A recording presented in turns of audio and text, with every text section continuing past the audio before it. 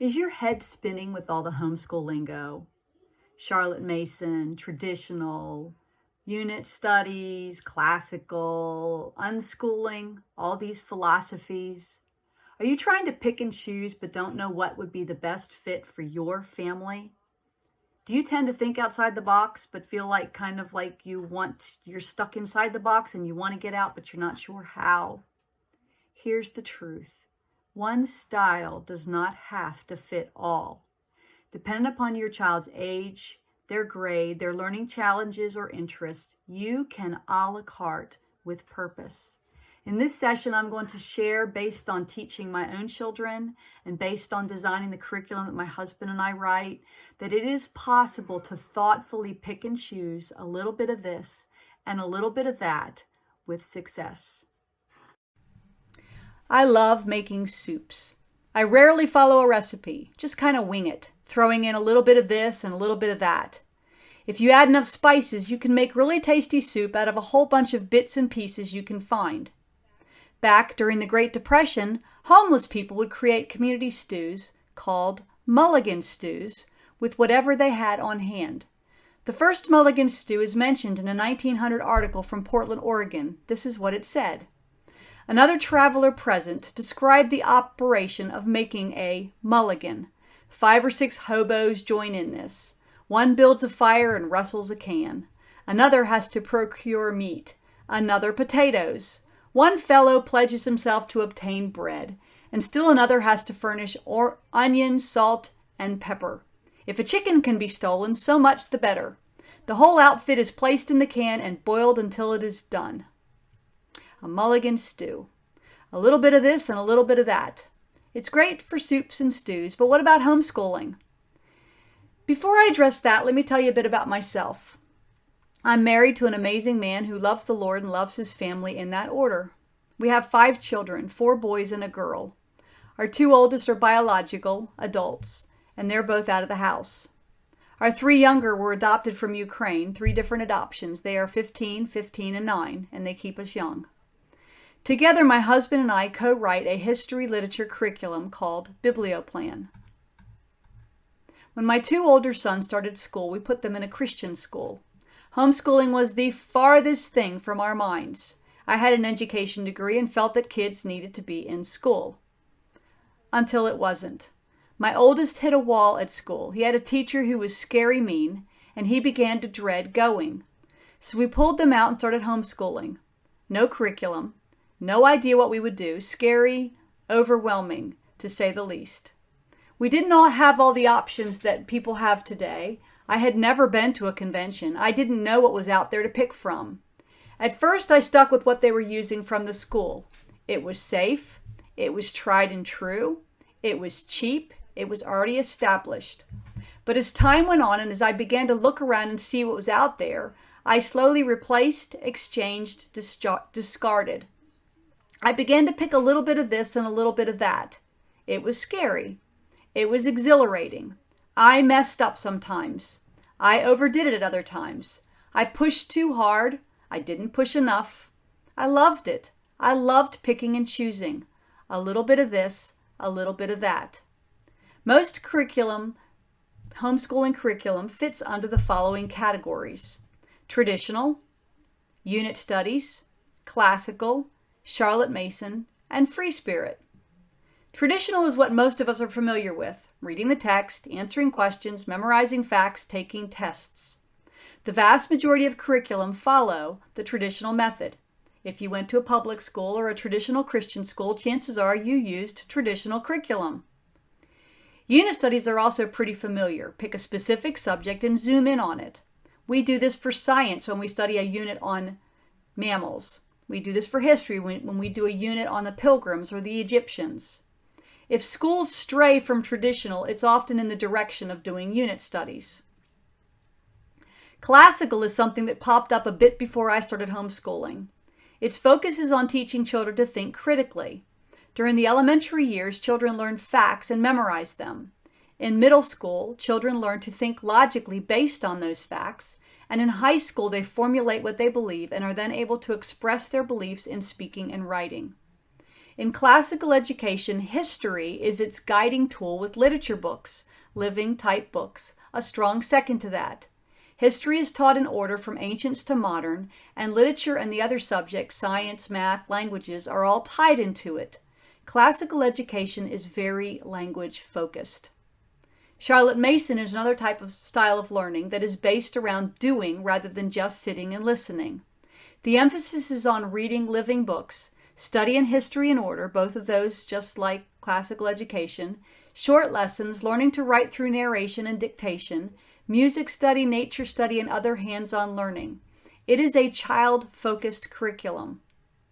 Free spirit or unschooling sounds like a free-for-all, but its fundamental drive is that it is student-led, also child-focused as opposed to teacher or parent-led curriculum. If a child is interested in rockets, then they are encouraged to study and learn everything they can about rockets. The teacher would direct their learning to cover all the subjects as they learn about rockets. Reading, writing, math, history would all take place around the study of rockets. So, what do you choose? Traditional, classical, unschooling, free spirit? How do you decide? What if you like it all? What if you don't know what you like? What if you're like me and want to mulligan stew it, a little bit of this and a little bit of that? When I was picking and choosing for my children, I stumbled upon a little guide that was classically based. It lined up reading history in order with reading quality literature books, living books. It was called Biblioplan, Latin for book plan. It meant starting in ancients, all the way back at the beginning of time. We started reading history and literature together, and we absolutely loved it. Along with reading history, we watched God's story unfold, and it was amazing. I adopted the classical style at that point and was beyond thrilled. A few years later, I ended up joining with the owners of that guide, and ultimately my husband and I bought the company. The curriculum's called Biblioplan and is billed as a classical history and literature curriculum because that's what the original owners called it. But it is also Charlotte Mason. We share her philosophy, and without even realizing it, created much of our material around her philosophy. Living books, hands-on, short lessons, art, narration, writing, child-focused. But it's also built around unit studies. You immerse in cultures and countries to your heart's delight. You go in deep. It's also traditional. You read and there are questions to answer. You have tests. You can also unschool with Biblioplan. It's a little bit of this and that. Because here's the truth. No one philosophy can cover all the bases for your students. Boxes are appealing. You can pick your child's grade, write a check, and boom, you have everything they need for the entire year. You are done. They contain everything you need. They save time. They are trusted and true. They appeal to your philosophy. They're usually thorough, covering everything you need, and the vast majority of the items in the box are going to line up with your worldview. But what many families come to realize is that not all the items in that box meet their needs. One size doesn't always fit all. There are parts in that box that you don't like, that your kids don't like, and yet you spent the money and are stuck. If the box contains only traditional material, then your child who loves to move and experiment and get their hands messy is going to die of boredom. If the box contains only literature books and focuses on language and higher level thinking, then your child who loves unit studies is going to drown. If the box contains only unit studies, then your child who loves to read and think critically and wants to see things line up chronologically is going to be miserable. If there isn't a box at all, but instead of free-for-all, then your child who loves order and accountability is going to feel lost. You get where I'm going. Here's the truth. If you want to be the most effective teacher for your children, you need to pick and choose based on your children, their needs, their age, their individual learning styles, their abilities, their strengths, their weaknesses, and you need to pick and choose based on your philosophy, your beliefs, your passion, your Christian worldview, and what you want to teach. What is going to excite you? And that means that buying the box sometimes is perfect. Sometimes what's in the box meets all of your needs. And sometimes that means that the box is not. And sometimes, well, here's what I discovered. Even though I bought a guide that was classical, it wasn't the only thing we did. You see, when I started out and held in my hands the traditional curriculum that my children did in the Christian school, when I started picking and choosing, I didn't throw it all out. I kept pieces because traditional worked perfect in spelling and reading comprehension, so I kept that. I didn't keep the math in that curriculum, but I did choose another math that also leaned towards traditional. I threw out the reading program from that curriculum because my sons were great readers and instead chose Biblioplan, which included classical history, geography, literature, and writing. I threw out the science and went with the unit study focused science through our local co-op. And we did a combination of Charlotte Mason and classical for writing, also through our co-op. And sometimes we unschooled, following our hearts and passions. So how did I pick? How did I decide? And how do I know what is out there? First, you have to check out your state requirements. Yep, you need to know what your state requires you to teach and what hoops you must jump through before doing anything. I live in Virginia, so I had to check out what my requirements were here in Virginia. You need to look in your state and learn what is required of you in order to homeschool in your state. Next, you have to think of your children. What grade are they in? If they are itty-bitties, then your choices are vastly different than if they are in high school. Are they coming from a school where they were behind? Do they have holes in their education? Do you have kids who love to read and love to learn and can sit and focus for hours? Those kids could handle traditional or classical. Do you have kids who are movers and shakers and learning needs to be hands-on and quick and multisensory? Those are your Charlotte Mason unit study and unschoolers.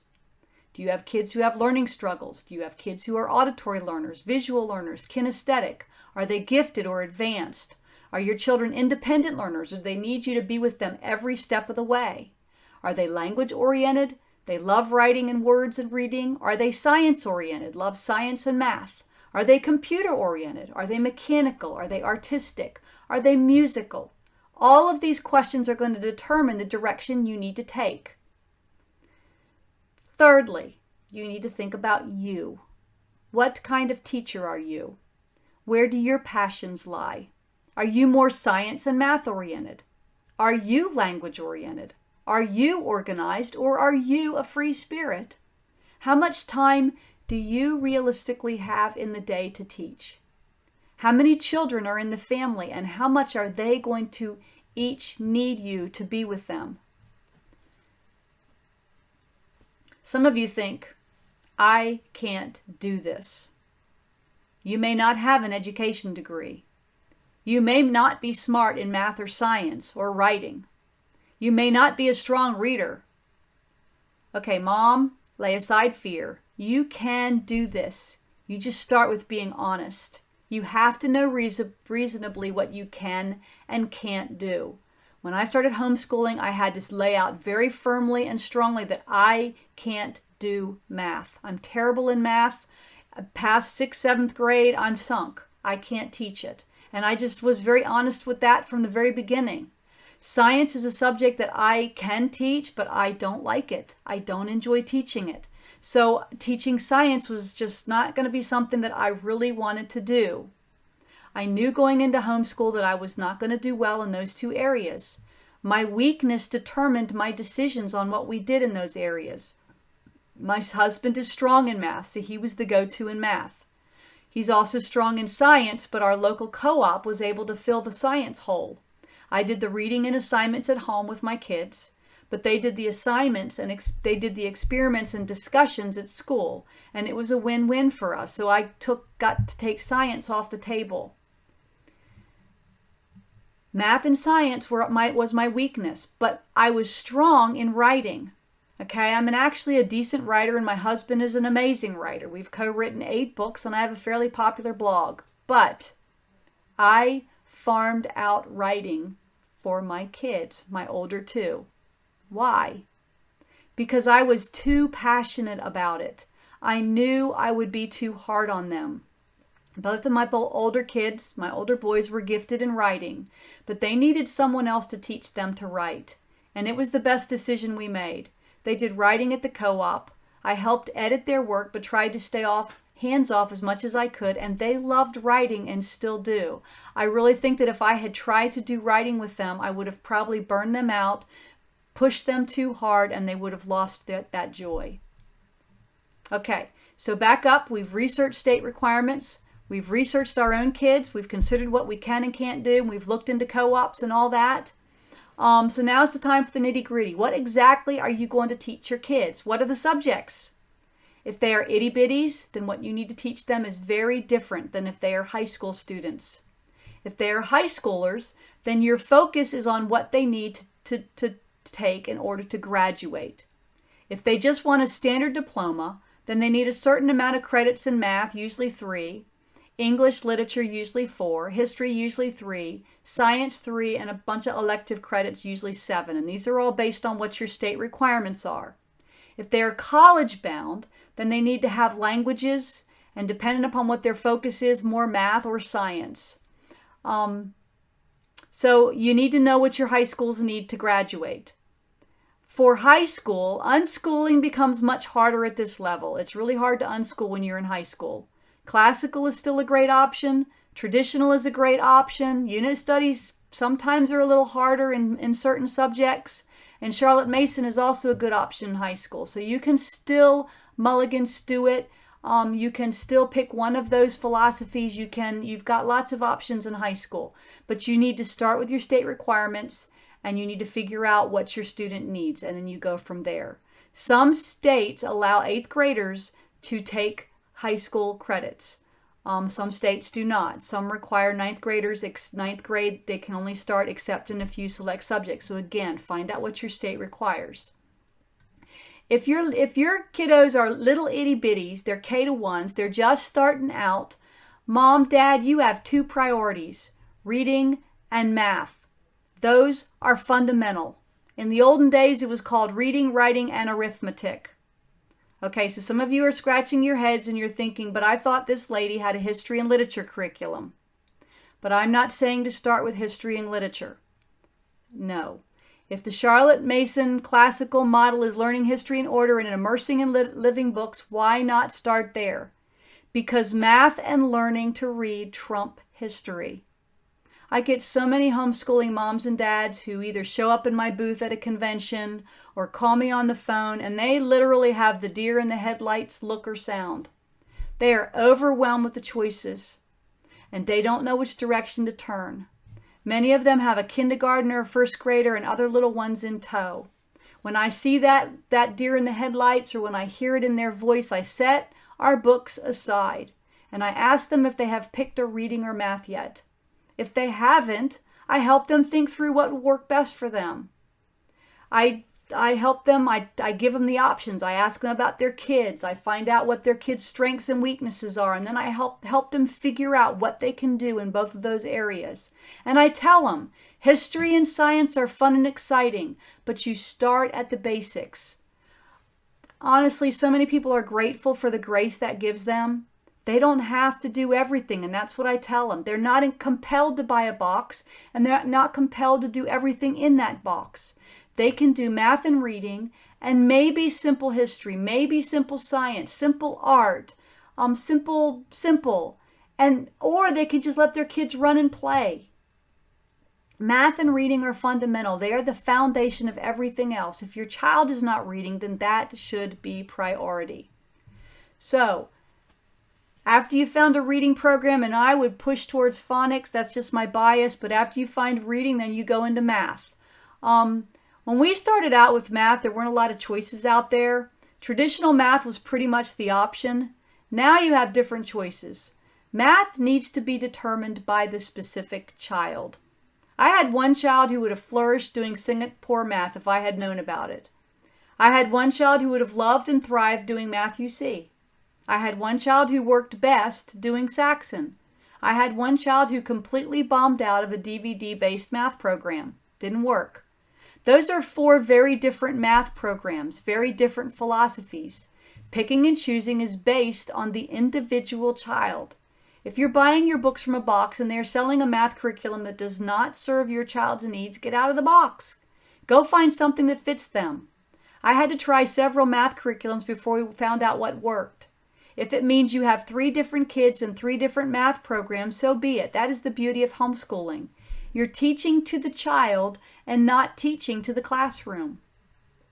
So after you pick the math and once your child starts reading, then you go literature. You get them reading. Kids need to read books. That is my philosophy, no matter which style of learning you do. If you love unit studies, let them focus their reading using unit studies. If you love traditional and find it streamlined and easy to use, then have them read the assigned readers from the traditional curriculum you select. If classical or Charlotte Mason appeals to you, then immerse them in living books. That's what we did with our kids, and that's what we do in our curriculum. So after you've picked your reading, after you've picked your math, after you've gotten them reading literature, now you have to pick spelling and grammar and vocabulary, because those are all important subjects. Again, you fit this to your philosophy. If you're going classical, then follow the classical model, or you do your own.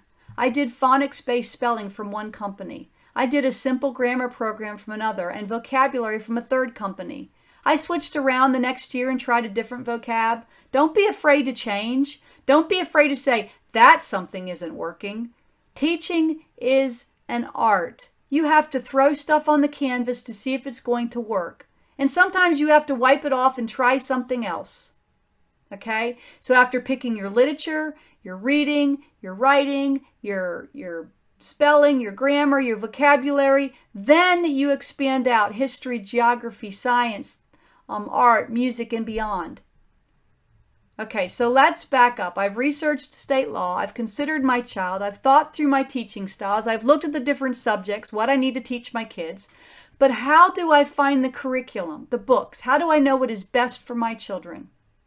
So this requires research. And you need to have some idea of your philosophies. Then you have it you need to pick which direction are you going to head? Traditional, unit studies, classical, Charlotte Mason, free spirit. Even if it's a little bit of this and a little bit of that, decide which roads you want to head down. But be aware that there are pros and cons to each philosophy. Traditional is simple and straightforward. For high schoolers, it is a great option. Testing and grading is easy to do. It looks good on a transcript, but it may not fit the active child. It may not take into account the learning styles of your particular child. It may be too dry. It may be too test-focused. It may be too hard to do if you have multiple children doing multiple subjects. Unit studies encourages creativity. They allow you to go in deep and immerse in subjects. They appeal to different learning styles. They bring families together, but they sometimes leave holes or gaps in learning. Students don't always know how to tie unit studies together. They can be expensive, and they can require a lot of parent planning or teacher planning. It is also hard to determine exactly what has been learned.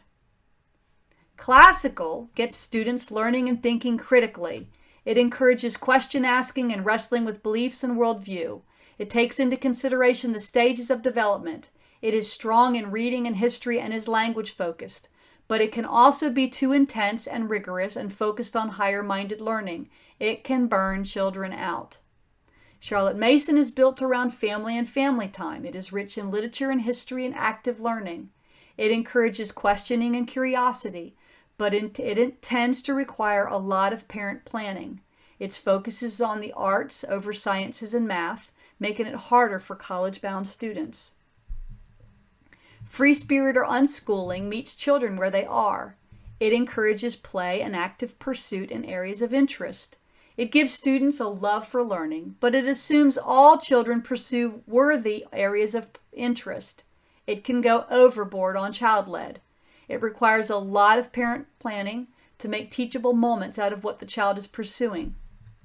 So those are 5 options that all have pros, but they all have cons. If you mulligan stew it, you can pick and choose from the above, going with their strengths and weaknesses and working around them. So let's say you want to do a little bit of this and a little bit of that. I lean towards classical for history. I wanted history and geography and Bible to be the center of our schooling. I wanted my kids to see history unfold from beginning to end while watching God's story unfolding alongside it. I wanted them to think critically. I wanted them to wrestle with what they believed. I wanted them to love history, and that meant I wanted them to immerse them in living books, which was both classical and Charlotte Mason. I wanted my kids reading lots of living books. I wanted their books to tie to the history they were studying, because I wanted them to make the connection so that it would sink in and they would retain it. I also wanted my kids to immerse in cultures, which is the unit study philosophy. As they were studying history, I wanted them to learn about the countries and cultures and people of the time. I wanted them doing hands-on activities. I wanted them to do focused geography. We learned all the countries of Asia when doing ancients, Europe and medieval, Africa in modern, the states and capitals in early modern. I wanted them to taste cultural food. I wanted them to make cultural crafts. I wanted them to play cultural games. I wanted my kids to learn science in unit studies. I was beyond thrilled that our co-op shared that philosophy. I did not want them reading out of a textbook, studying and taking tests when they were in elementary and middle school. I wanted them experimenting and thinking and doing project-based learning. Our curriculum didn't cover grammar, spelling, and vocabulary. It did have writing ideas, and we did those, but I also needed the grammar, spelling, and vocab, so I chose traditional for those. I was pleased with what we chose. I used recommendations from friends and online reviews to pick. For learning a foreign language, I was all over the place. I tried a simple Spanish program to do at home that was traditional. We did it for a few years when the kids were little. Then I chose a simple Latin program to do at home that was classically based when they were in upper elementary and middle school. I liked that much better. I switched to having them do language at the co-op when they got in high school after my one son failed miserably at trying a year doing Spanish online. So, how did I find my actual curriculum, and how do you? The first thing you do is you go on the internet. You research. You Google. Internet research is probably the first place most of us start. You download samples, and you're always keeping in mind. And as I'm researching on the internet, I'm looking up sites that give reviews or listings of options. I'm trying to find as many reviews as I can of the different curriculum. Kathy Duffy reviews are some of the best because she does not have the curriculum writers pay her to review their books. If you go to a site and it says they reviewed curriculum and you see only a small percentage of curriculum reviewed, two things are at play. Either they are reviewing only what they use, which is actually a credible way of review, and read those are really good reviews, or the website makes the curriculums pay to have their material reviewed, and I would question that a little bit because they're going to be a little bit more biased because they've been paid. But you want to research on the internet, you want to Google, you want to look up reviews. You also, if you can, go to a convention, a homeschooling convention. They are fantastic ways to get your hands on the material and look at it. Facebook forums. They're another fantastic option for researching. There are tons of homeschooling groups out there on Facebook. You can join curriculum-specific groups. You can join math-based Facebook groups. You can join science. Our curriculum has a Facebook group called Biblioplan Users. We get a lot of people joining who are just looking and want to glean from other families using it. So they join the group and ask questions. And that is a fantastic way to learn about curriculum. So Facebook forums, convention halls, looking up reviews, Googling, but probably the biggest way that most people learn about curriculum is by word of mouth. It is our in our business, it's our biggest source of advertisement. And it was the biggest way I learned about the material I used. Talking to other moms, listening to what they do. Hey, what do you do for math? What do you do for science? Asking questions, looking at their books, checking them out. If you hear something positive about a curriculum, then by all means check it out. It may not fit your style, and that's okay, but kind words spoken over it make it worth hearing. You want to listen to it. If somebody says, I really like that, then go check it out. But here's a word of caution about word of mouth. Don't always take their word for it. Just because it worked for them doesn't mean it's going to work for you. And here's another word of caution. When someone has spoken something negative about a curriculum, don't always take their word for that either. Sometimes people are harsh towards a curriculum because they didn't like the cover or they didn't fully understand it. Sometimes people are harsh because they're biased towards their own curriculum and are not open to thinking outside the box and want you to do the same. Hey, I'm using this, you do this. Sometimes they're harsh because the curriculum that they're being harsh against doesn't fit their philosophy or their worldview. Sometimes they're harsh because it didn't work for them. If you're interested in something and your friend blows it off, don't just take their word for it. Take the time and honor the writers of that curriculum by giving them your time and effort. Most of the vendors in the convention hall are mom and pop companies. Most of the vendors out there who are writing curriculum for homeschoolers, they're mom and pop. They have put their heart and soul into their work, and they want to share it with you because it is their passion. And I have sadly seen too many people pass by a curriculum that would have worked for them, but they didn't consider it because their friend swayed them in another direction. Don't be a lemming. Think for yourself. Be willing to look. Ask questions. Look and see what your friends are doing and ask them, but take the time to look yourself to see what you if it's worth it for you. Word of mouth is powerful. It can sway you. If it's positive, that's wonderful. We are much more willing to be discerning if something kind has been said about something. If it's negative, sift and ponder. We are way less discerning if something negative has been spoken over this. So, a little bit of this, a little bit of that. You can pick and choose. You can go online and order and look at curriculum. You can walk into a convention hall. You don't need to be overwhelmed. You focus on what is the most important. Think about your children. Relax. You don't have to do everything. If you have a high schooler, you start at the top and you go down. You go from your oldest to your youngest. Pick your philosophy and build most of your day, your curriculum around that one philosophy. And then if you like other philosophies, then weave in other philosophies into what you're doing. If you have itty bitties, then think simple. If you have kiddos in between, your high schoolers and your itty bitties, then start mulligan, stewing it with them, a little bit of this and a little bit of that, and have a whole lot of fun.